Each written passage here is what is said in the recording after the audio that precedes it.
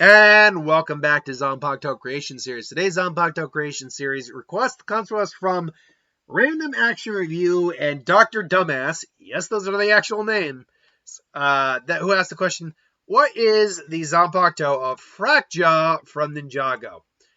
Look, I've stated on record, I'm not big into Ninjago, so if my ability to understand these characters is limited is because I'm not big on these series. This isn't like just some anime or comic character. This is Legos. But I'll do my best. Frakjaw is a warrior in the Skullkin army. He's essentially a living skeleton, more or less.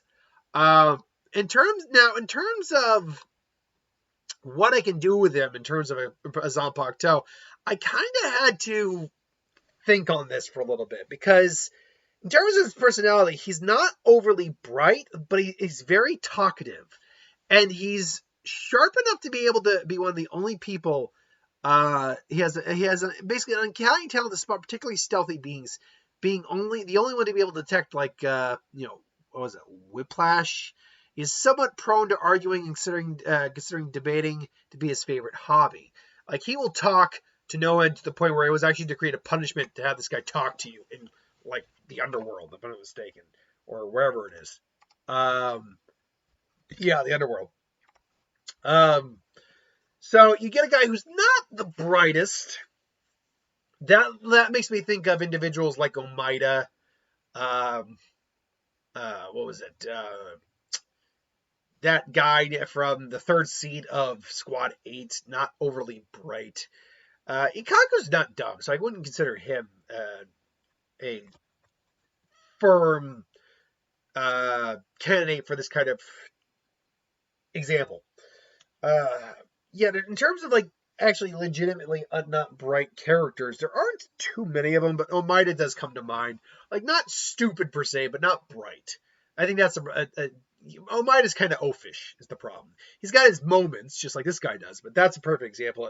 So I'm thinking on these characters, and I'm like, yeah. And based on what his ability is, I initially thought just a straight melee type. But the more I thought of it, I'm more like, okay, no, there is something I can play with this. Now, it'd be mostly probably a melee type, but with a specific Keto ability.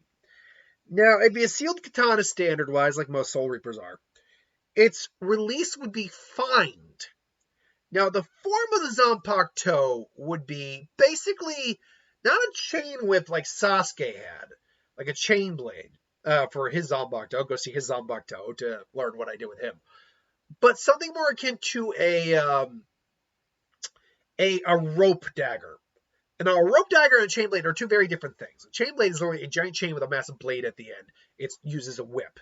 Whereas a rope dagger is actually just that, is a dagger with attached to a rope. Now, it'd be designed a bit more like, I think, like a spinal cord, I'd say. There's a reason for that. Like, it separates and it lengthens and does all that. It's kind of like a segmenting skeleton spine, like the rope itself, but it still basically acts like a rope, not a chain, but a rope. Its basic function is to strike shadows and find any.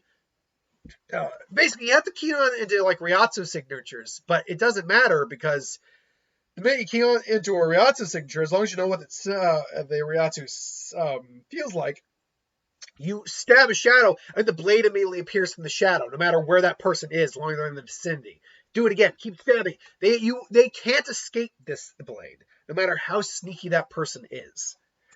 That's where I like the idea of the sneak translation coming in. Its name is Shadow Spine, which would translate to Kage Sekitsu,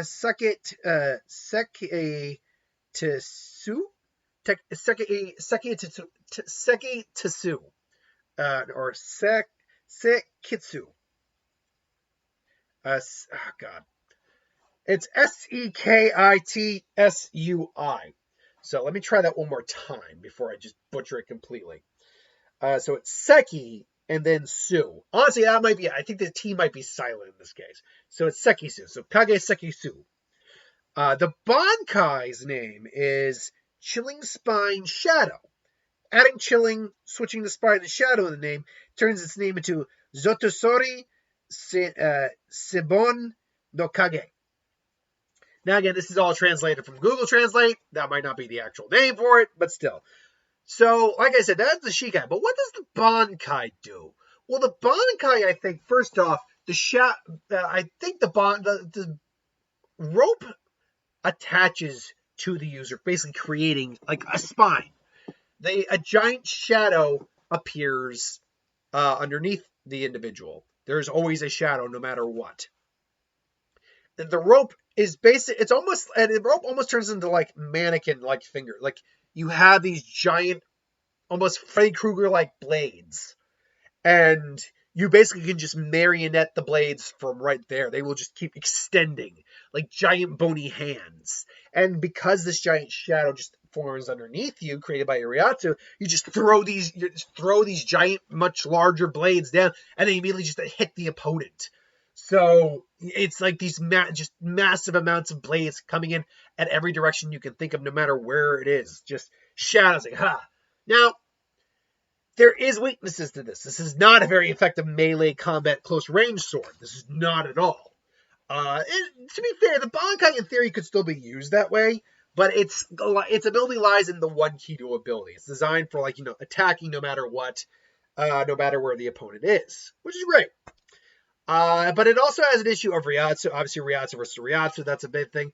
But also, if the opponent is able to basically hide their shadow, i.e. already be in a shadow, well, then it doesn't necessarily matter where they are, because as long as their shadow isn't there, the blades don't have anywhere to exit. Now, there is a catch to that. If the user has a line of sight on a shadow, that's a different story. They can more or less just use the shadows around them as well. I would imagine this would be the more advanced form of using this technique. The first form would be using your opponent's shadow. While dangerous, if the opponent is able to predict it, they can avoid it. Kind of. Because your shadow moves with you, so it actually is very hard to avoid it unless you're very fast. Or able to just kind of avoid, like kind of bend and dodge, because the shadow, while it keeps moving, while your shadow keeps moving, the blade would still technically remain within the shadow until it basically hits the edge of your shadow. Then it can't go any further. But technically, there's enough room in that shadow for the blade to move around. But the advanced form of this would be just using any and all shadows, line of sight or otherwise. So it's not. You would think this might be a little too advanced for a dimwit, or not dimwit, but maybe not the brightest character to be having. But in terms of having the ability to detect very stealthy people, and not necessarily being bright enough to have a really powerful like Katen Kyokatsui, or a Suigetsu, or a Benihime type Zanpakuto, I felt this is actually within his alley, and it fits the skeleton motif of his kind.